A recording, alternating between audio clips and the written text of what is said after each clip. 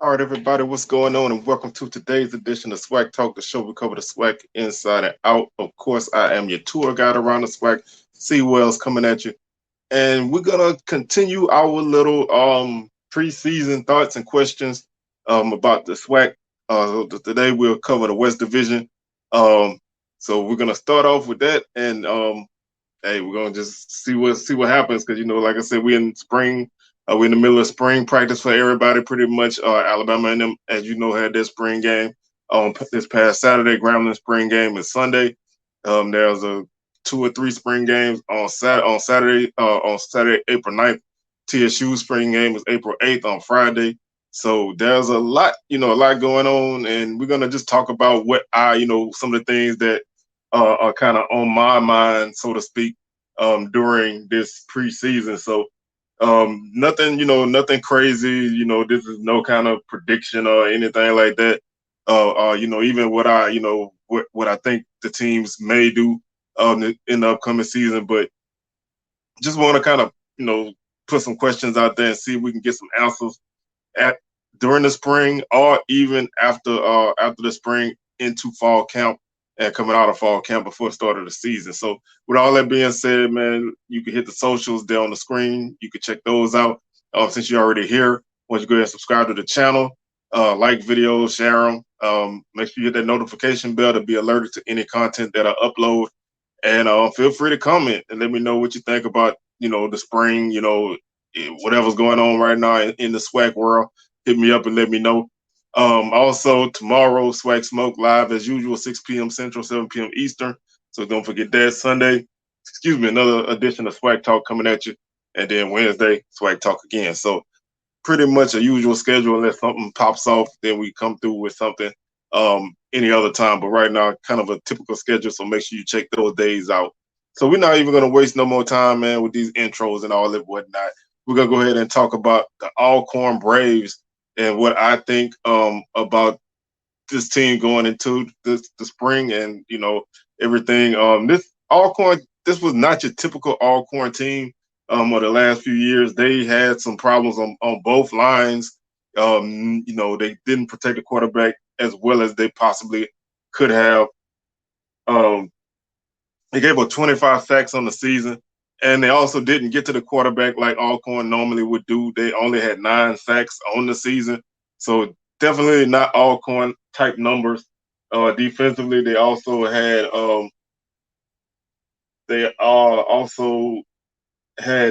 3 interceptions on the season, so they just did not, they did not get a lot of turnovers this season. They only threw 4, but they did not take the ball away that often, which is a staple of Alcorn football. They averaged 164 yards on the ground and 238 through the air. Not a great season for Felix Harper. Kind of for what he came into the season with the expectations was kind of a down season for him. He had some, he still had some flashes of greatness, but just did not have the over the top season that a lot of people expected. So with that, a lot of that was because of line play, because skill guys, they were loaded with skill guys, so that the line play on both sides just was not where it typically would be for an Alcorn team, and they finished with a 6-5 record. Um, had some really tough losses in there, and dropped a upset loss to Bethune-Cookman on the road. So this team is trying to get back into what they normally do.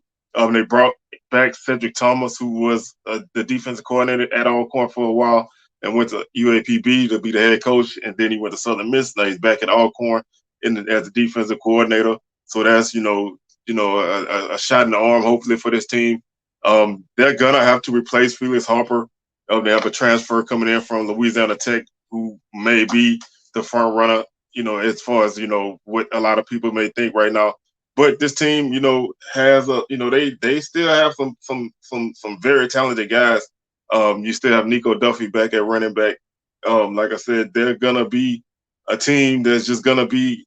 They're gonna get back to what they know. I think Coach McNair is a coach that's not gonna, let this past season linger. You're gonna use that to motivate and get this team back on track because they, like I said, the numbers that they put up really weren't Alcorn numbers, but yet and still they found themselves in the conference, in the division race till the very end. So there's, you can't really make a huge deal out of, the season. I mean, 6-5 is it's an average season. It's not great, but it's something that you can still build on, and get yourself right. So looking at kind of what the schedule is, they're opening up at home against Stephen F. Austin, which is going to be a very tough matchup, but it's a home game.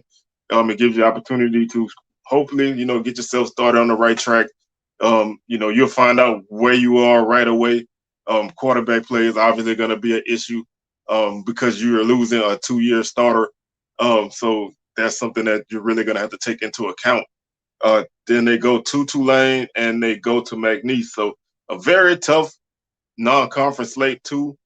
Southeast Stephen F. Austin is in the WAC now, I believe, and McNeese and Southland. So two FCS regional opponents, and Tulane, which is not a long trip.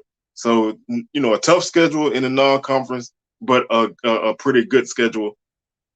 Then they get UAPB at home. They go to Valley and Southern and get TSU at home. Go to Grambling, go to Prairie View. Get Bethune-Cookman and Jackson State at home to close out the season. So season starts tough, and it obviously ends tough with JSU. There's some roadblocks to navigate in the middle. Road trip to Southern is not going to be easy.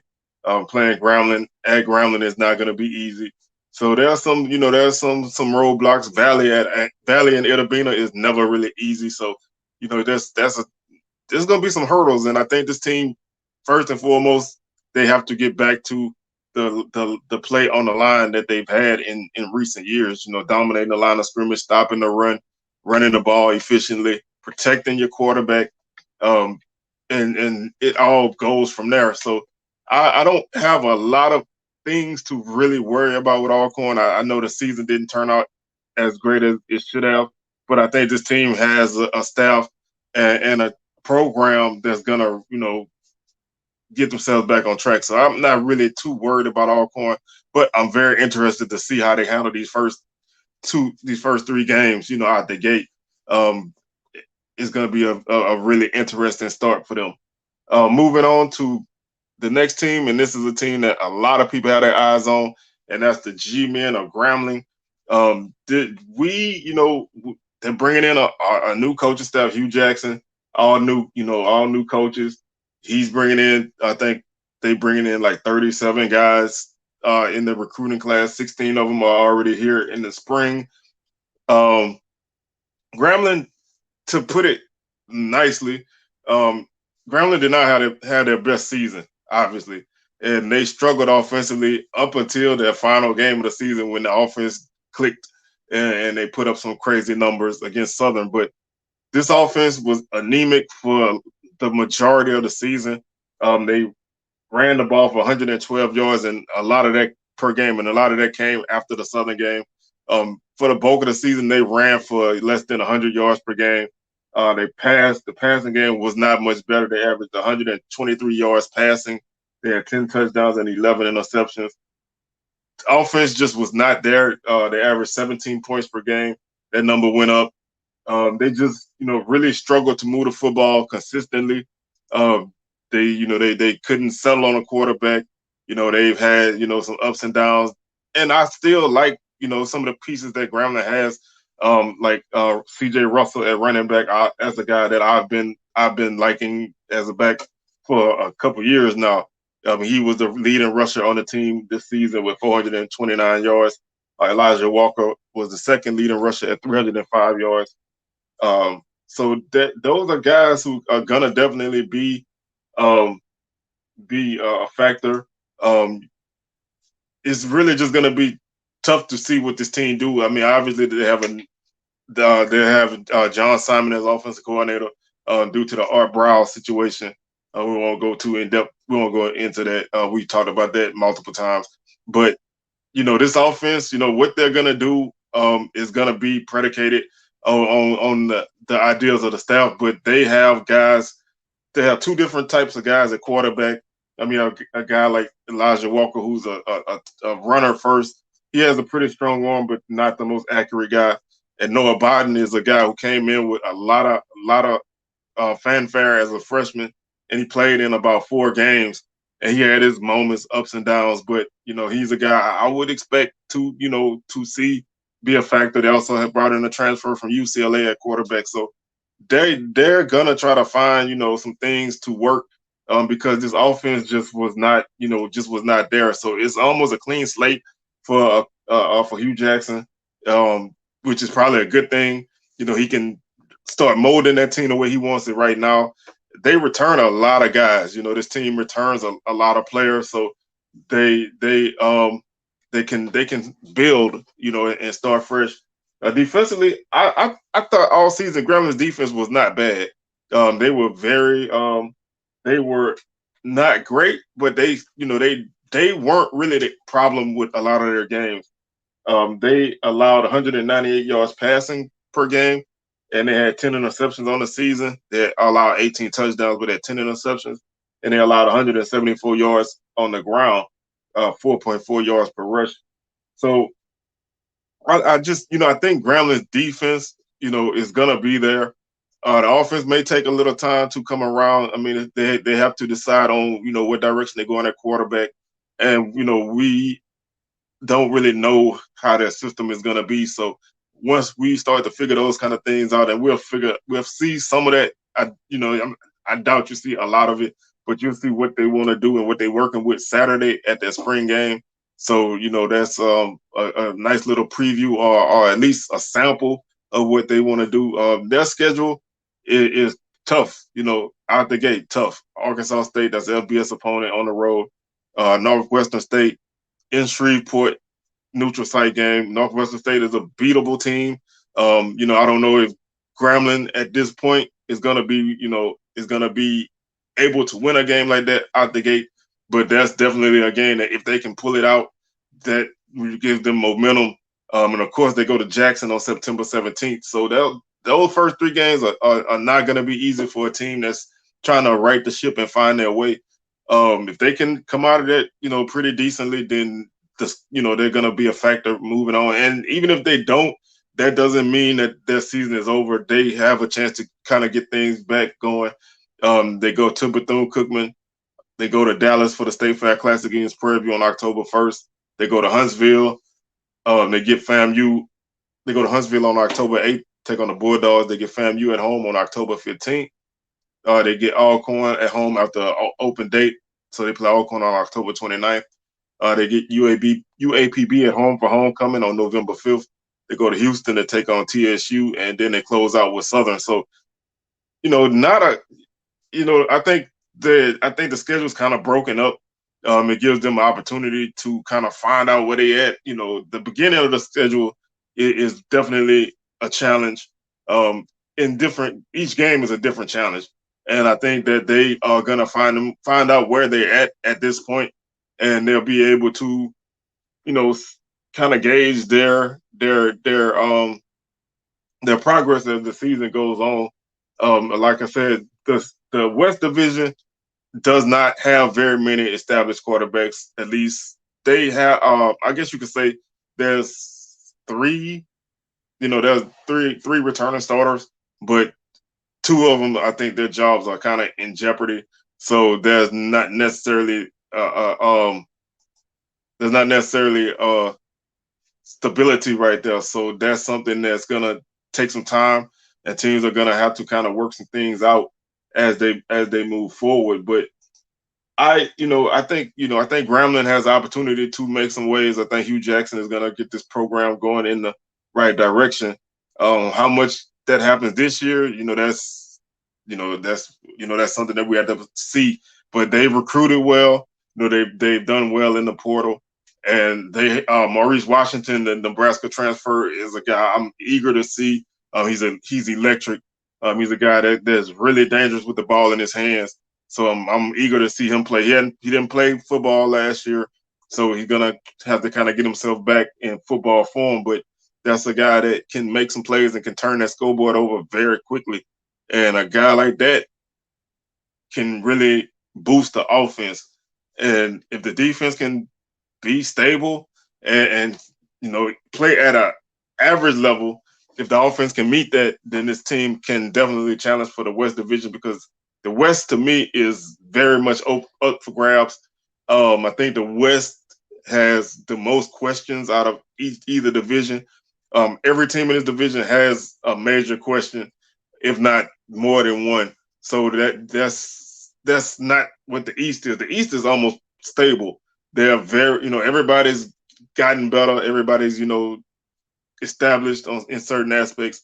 So the West is kind of like the wild card. So the wild west, and so we'll see who comes out of that. But going into the spring, there's so many questions for each team. There's 3 new coaching staffs in the West Division, so that's also some flux that you're gonna have to deal with. But as you know, anything can happen. With new coaches, teams can adapt quick.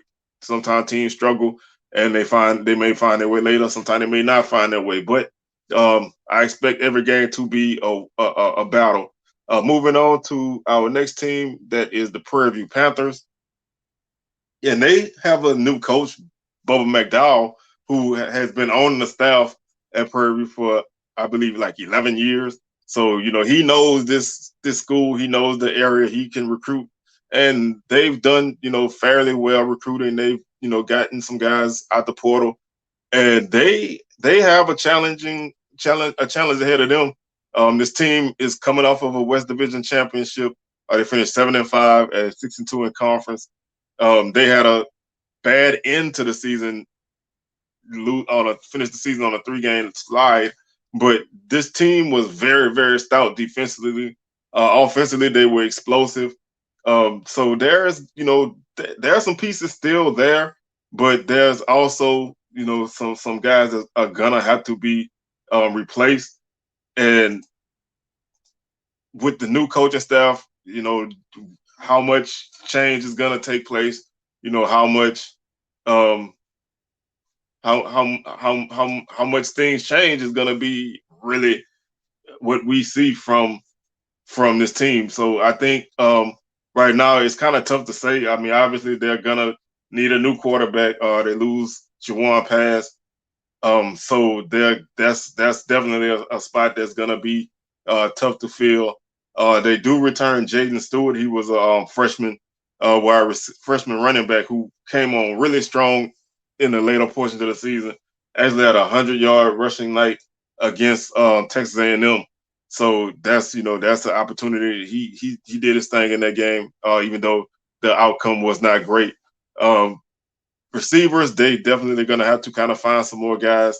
Trajan Spiller is a explosive young guy who had some big plays throughout the season, but it's all going to go down with who can make plays, who can get the ball out to these guys, and that's going to be something that we have to keep an eye out on in the spring, and that's something that probably will last until the fall camp, if not until the first game of the season.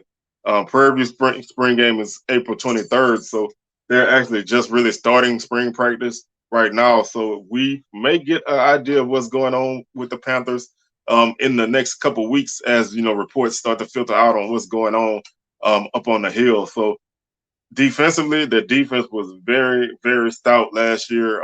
They got to the quarterback often. They just were tough to move the football on. They allowed 137 yards per game on the ground and 175 through the air. They had 10 interceptions on the season, and they had 27 sacks. So they definitely did a great job of getting to the quarterback. They had five fumbles as a defense recovered, so they had 15 turnovers forced, 15 takeaways. Offensively, they turned the ball over 26 times. So turnovers were an issue for the offense. That's something that's going to have to be cleaned up. But this team was a team that was tough to move the ball on. They only allowed 31% completion rate on third downs. Like I said, 27 sacks. They did allow 22 sacks. When you have a mobile quarterback, sometimes you will give up sacks. And a guy who may not always be the best in pocket, those kind of things happen. Rushing, they ran the ball for 161 yards per game, and they threw the ball for 230. I think this team is definitely going to be another one of those teams that can go any direction in this division because there's going to be a lot of turnover. New coach. Yes, he's coming in and he's been around and he knows the program, but this is his first time leading this program. So we'll see, how that shapes up for them. But their schedule opens up as usual against TSU, and that's a game, man. That's going to be a very exciting game at Prairie this year. TSU comes in. I think depending on how the spring goes for Prairie in the fall camp, TSU could come into this game as the favorite. TSU, we'll talk about them in a minute, but they could easily come into this game as the favorite. They've had a couple opportunities to beat Prairie the last couple years, and it did not come true. But this team, is going to be tough. This is a tough out of the gate game. Abilene Christian's a tough game on the road. Incarnate Word, they get them at home. That was that's a tough opponent, and they also play Lamar on the road. So all non-conference games in the state of Texas, they only leave the state of Texas a couple times this season. They leave the state of Texas to go to Montgomery on September 24th. They go to Pine Bluff on November 12th, and they go to Itabena on November 19th. So they only leave the state of Texas 3 times. So in that aspect, that's pretty good. And their East Division opponents are the 3 lower teams in the division. So they have an opportunity, if they can find some stability to pick up some wins in the conference, and everything else is going to kind of have to fall where the chips fall. But I don't really have a good handle on this team right now because don't really know what's going on. But as the spring, starts to establish itself, we'll get a better idea of where this team stands and what to expect from them. I think they had a taste of success. So that's one good thing. They did, losing a coach because he left is a lot different than losing the coach because you had to fire him. So there's a stability that's still there, and there's guys who have won and are gonna be called on to be ready for leadership roles in this fall. So we'll definitely keep our eyes on this spring practice, and when that spring game comes around on April 23rd, we'll definitely be in tune to that. Moving on, we're going to talk about the Southern Jaguars. And Southern is a team who came into this fall season. A lot of people, had championship aspirations for this team. A lot of people thought this team could at least win the West Division and make it back to the SWAC championship game after missing the championship game in the spring. The season just did not go as planned. Southern finished the season 4-7. Lots of injuries and a lot of other issues that really bogged this team down. They just could not, get over the hump. They could not make enough plays defensively. Offensively, the running game still was what it was. Southern's been a team the last few years that's been a very strong running team, leading the league in rushing for, I think, the last 3 years. So they were a run-first team. Passing, the offense was not consistent. They played Bubba McDaniel at quarterback the last couple years. So the last few games of the season, and he had his growing pains. The defense, sometimes could not get timely stops. When your defense is allowing 47% completion rate on third downs, you're allowing the opponents to stay on the field too long, and that wears your defense out. It doesn't give your offense any time to get in a rhythm. And when you have an offense like Southern's, who was more of a, grind it out, run the ball down your throat type of offense, you need the ball as much as you can have it. You're not gonna really want to or be able to, strike quick. Now you can bust some long runs, but running the ball consistently, down in, down out is a lot different than passing the ball around the field. Especially in terms of moving down quickly. You can use tempo, which Southern did at times, but the offense just did not have that consistency in the passing game. But like I said, running game wise, Southern was solid. Southern runs multiple guys, 4 or 5 backs, receivers, and all of that. So they, that's what they did, but they just could not make the plays on defense this season that they have been making the last couple of years. They allowed 222 yards through the air, 19 touchdowns, 10 interceptions. They did have recovered 8 fumbles. Southern did not turn the ball over a crazy amount of times. They turned the ball over 17 times, 10 interceptions, 7 fumbles, so that they were pretty even in terms of turnover margin. The running game, they allowed 178 yards on the ground, 4.8 yards per rush. They ran the ball for 197, also 4.8 yards per rush, 22 touchdowns each way. 15 passing touchdowns for Southern, 19 for the opponents. But this was kind of like a season of missed opportunities. The McNeese game was a game Southern should have won. They were in the game till the very last 5 minutes against JSU. They bogged down in the second half against FAMU, but that was a tight game. The Grambling game ended on a field goal. Game-winning field goal. That was a back and forth game. They were in a lot of games like that. The Texas Southern game came down to a 4th down conversion that they did not get. So if some of those plays went the other way, then this team probably could be, sitting with a better outlook going into the fall. But that's not how sports work. That's not how football work. What happened is what happened. So Southern, the first question to me is, can this team right the ship? Can they get back to where they were? Can they, put some of the issues that they had behind them, behind them? They brought in Coach Eric Dooley.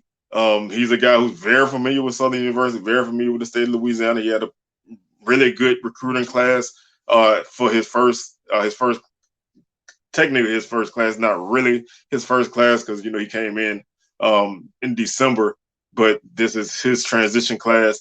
They hit the portal pretty hard. Defensively, they really recruited. They really tried to go after defensive players and mainly receivers as your skill guys.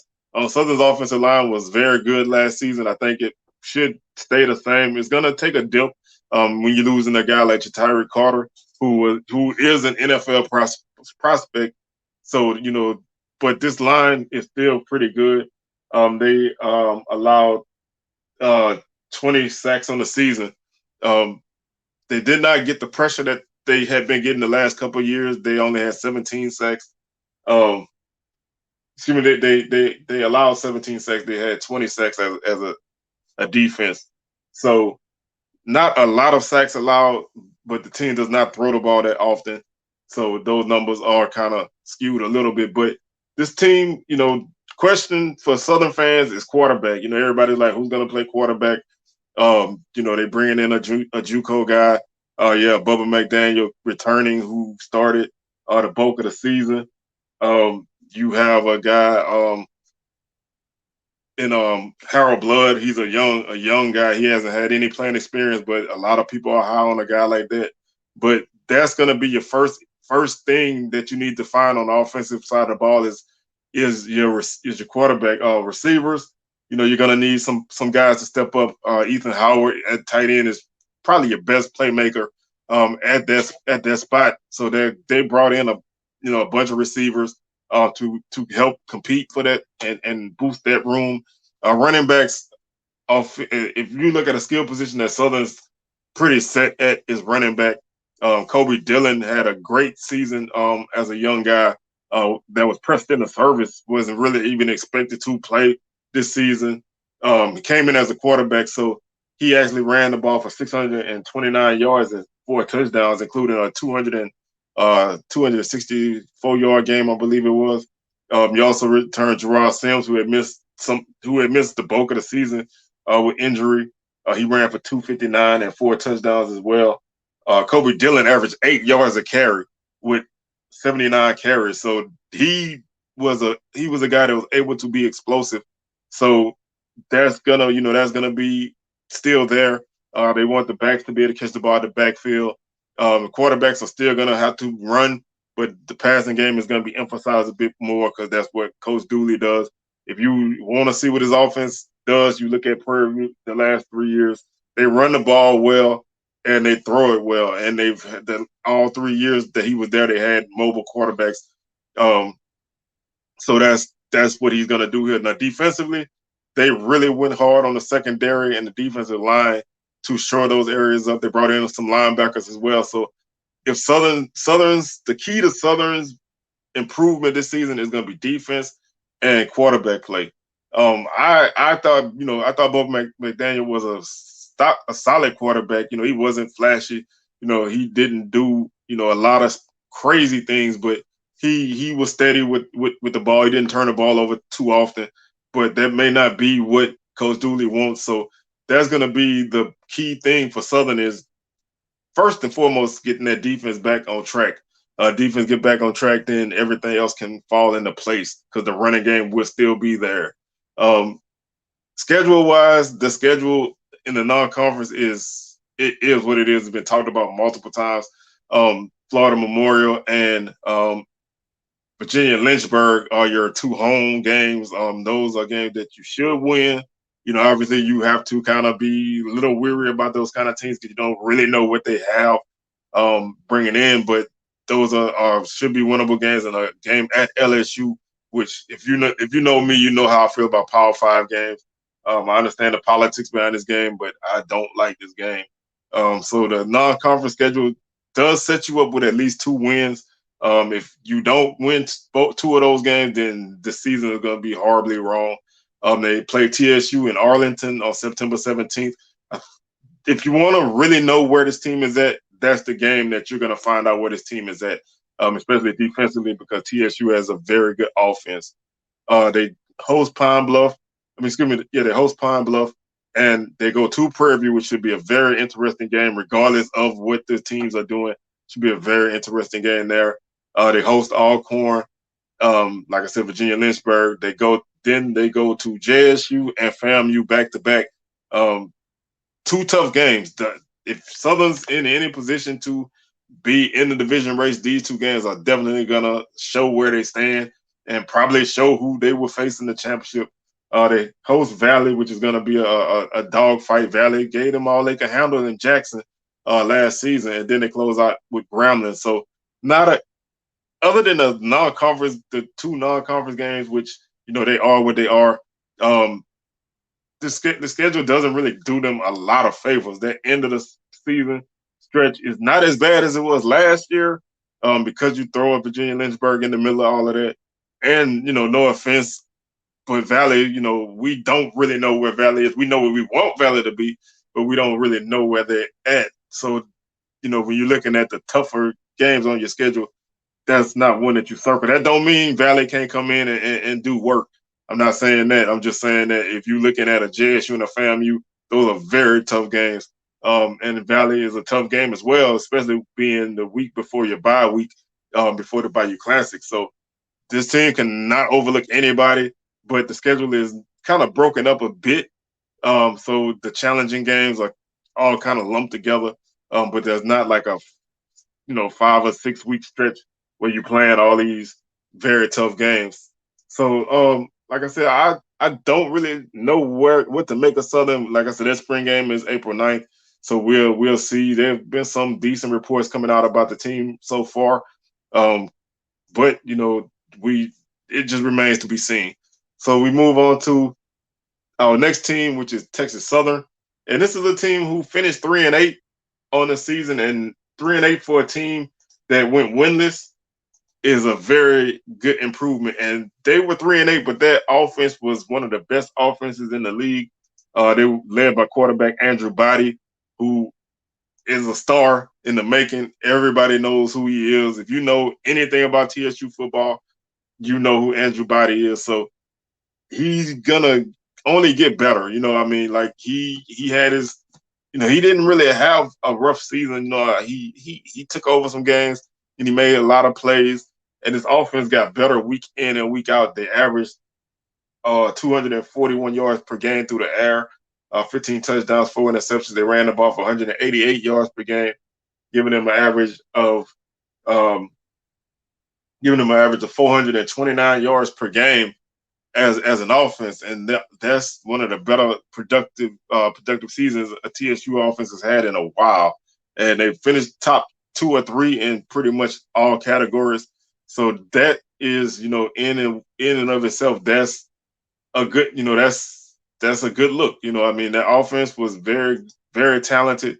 They really had a lot of guys who can make some plays at receiver and running back, and I don't expect that to change with their skill guys. But defensively is where this team had their struggles. They allowed 222 yards on the ground and 275 through the air.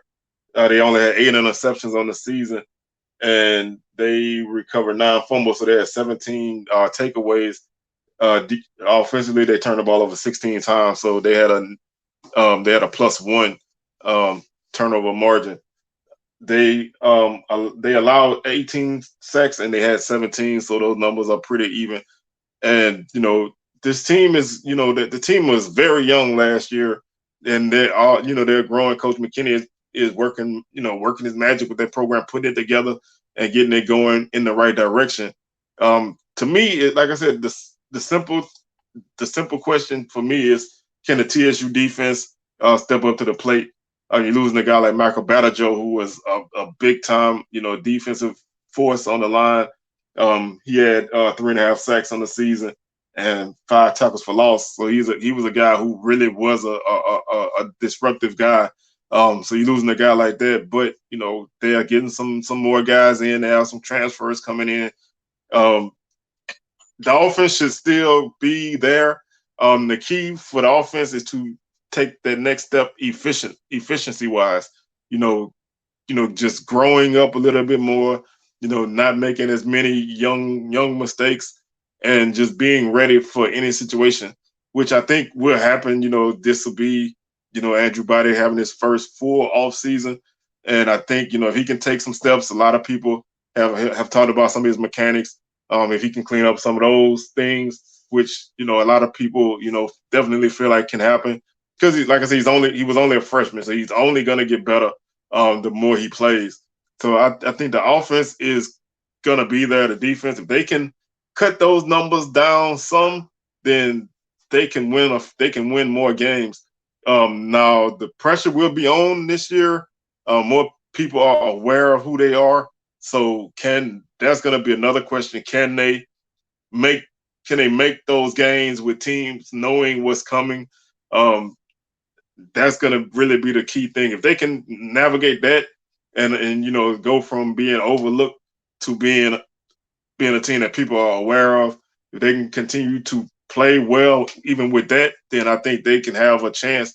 Like I said, the West Division is wide open, so if they can find some way to string together some W's, you never know where they can end up at. They open up at Prairie, and like I said, that's a game that I can see TSU coming in as the favorite.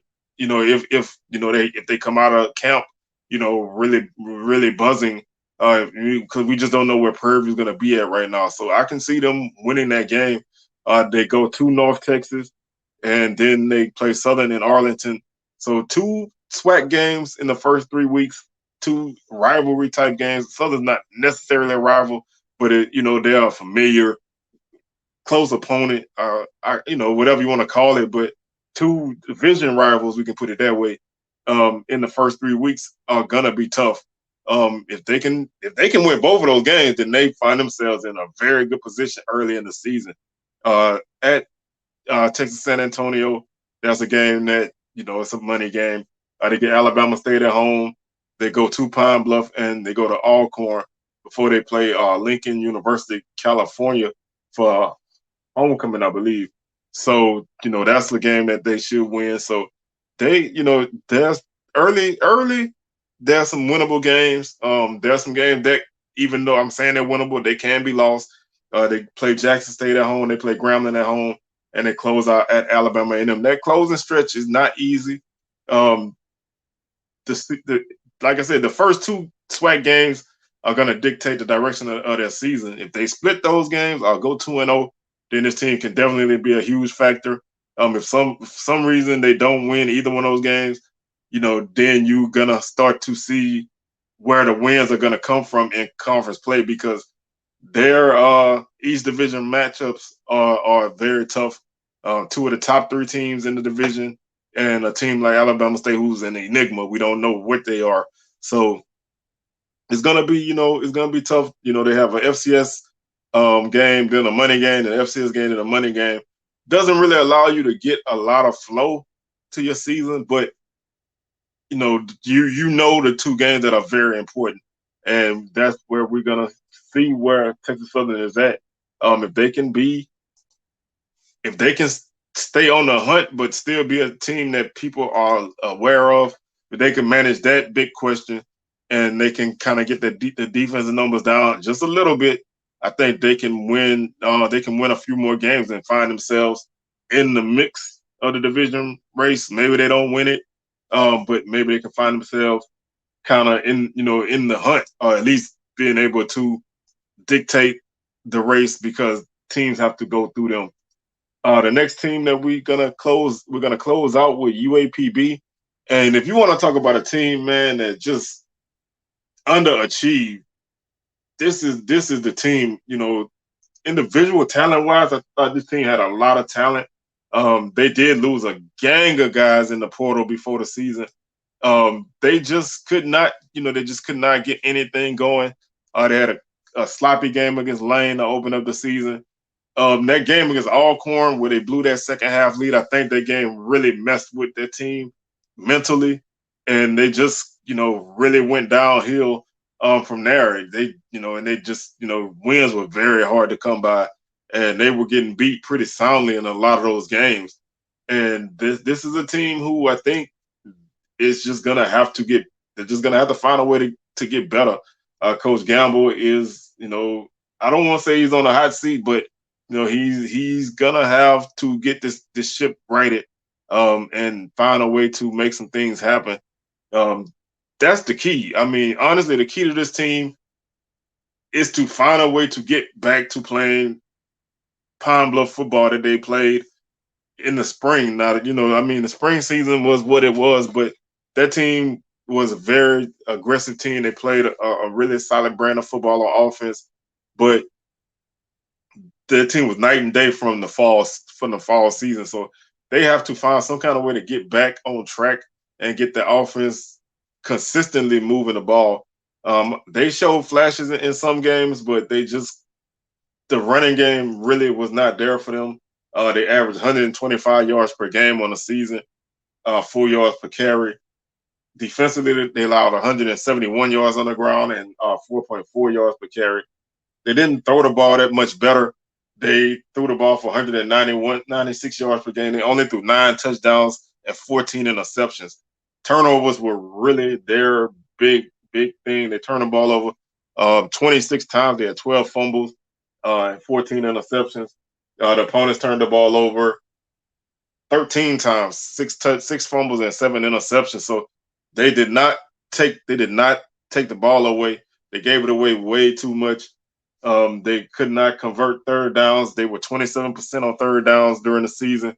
The opponents were 44% on third downs. Those are key things that right there that let you know that you're not doing enough to give your team a chance to win or at least stay on the field. They even lost the time of possession battle. So this team just really has to find a way to get back to playing some good, consistent football, and get that mental block or whatever it was, get that out the way, and get back to playing Pine Bluff football and putting themselves in a position to challenge for division again, which I don't know if they can get there this year.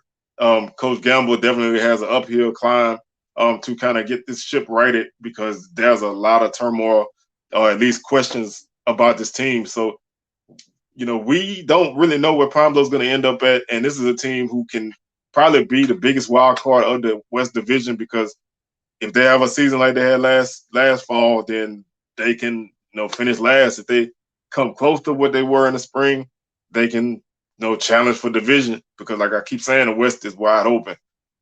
Their schedule is it's kind of up and down. I mean, they play Lane to open up the season and North American University. Um, the North American University game kind of came into play because they lost that game with Jackson State that they were supposed to play in Birmingham this season, so they had to scramble and get an opponent. Oklahoma State is is the money game. They open up the SWAC slate at Alcorn and at Southern, so two tough games on the road to open up conference play. They get TSU at home, which is tough. They play Alabama A&M in St. Louis. That's a tough game. FAMU in Tallahassee. That's a tough game. Grambling at Grambling. That's not an easy game. Prairie View at home, and they close out at Alabama State in the in the Turkey Day Classic. That that conference slate is not easy. I mean, like I said, to go from Alcorn to Southern, home for TSU, Alabama A&M in St. Louis, at FAMU, at Grambling, and Prairie View. That's gonna obviously those games are gonna make or break their season. If they don't come out, on the plus side of that, then they're gonna have a losing season.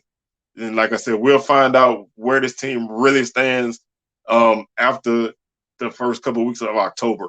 We'll know where they are, and we're just hopefully we'll see a better brand of football from Pine Bluff. But that's gonna do it for our show today. We'll be back tomorrow with Swag Smoke as usual, live 6 p.m. Central, 7 p.m. Eastern, and another edition of Swag Talk coming at you Sunday. Make sure you hit that subscribe button, man, and subscribe to this channel. Like the video, share them, comment, hit that notification bell. And I'm your tour guide, C. Wells, pulling over the bus, man. Y'all can hop out, and I'm going to holler at y'all on the rebound. Peace.